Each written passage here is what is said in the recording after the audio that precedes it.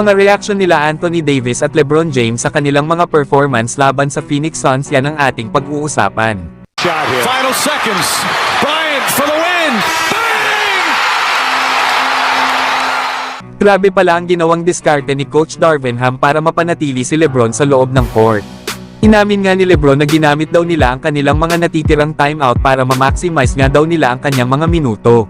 Sinabi nga din ni LeBron na nasa proseso pa nga daw sila ng kanilang chemistry ng kanyang mga bagong kasama.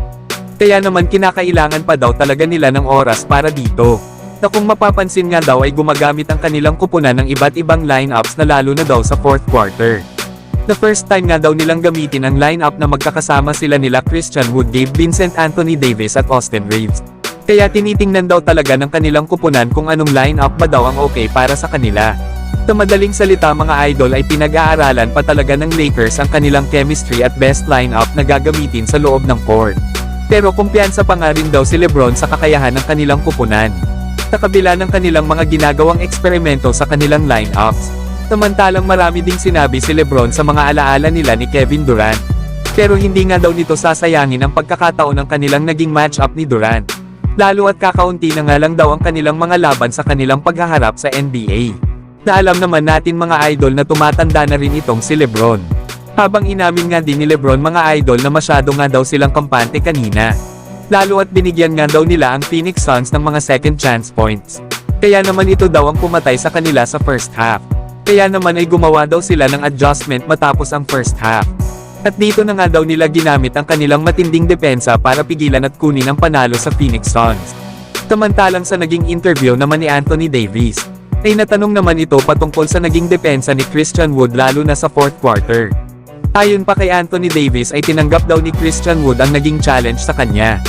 Na talagang sinabayan daw talaga ni Christian Wood ang mga tira ng kalaban at talagang pinahirapan ang mga ito. Kaya good job daw ang naging performance ni Christian Wood.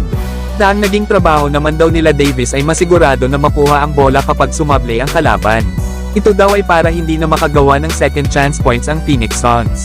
Samantalang natanong din si Anthony Davis kung may ginawa ba daw ito sa fourth quarter para mabaling ang momentum sa kanila. Lalo at maganda nga rin daw ang naging performance nito. Sinabi nga ni Davis basta pinigilan lang daw nila ang kalaban at kinuha ang mga rebounds. Lalo at meron din daw silang sapat na mga players na kayang makascore sa fourth quarter. Hindi daw kagaya sa naging laban nila sa Denver Nuggets, na marami daw silang offensive rebounds na ibinigay at fast break points. Nakulang nga daw talaga ang naging effort nila pagdating sa depensa.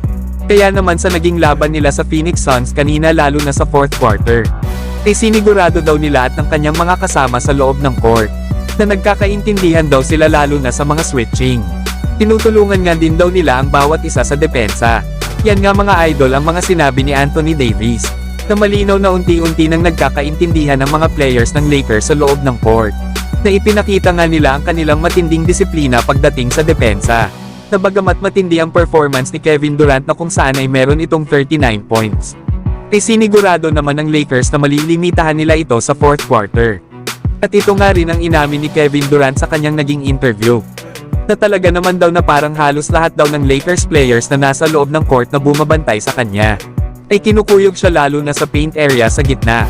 Kaya mga idol simula pa lang ito sa kayang gawin ng Lakers.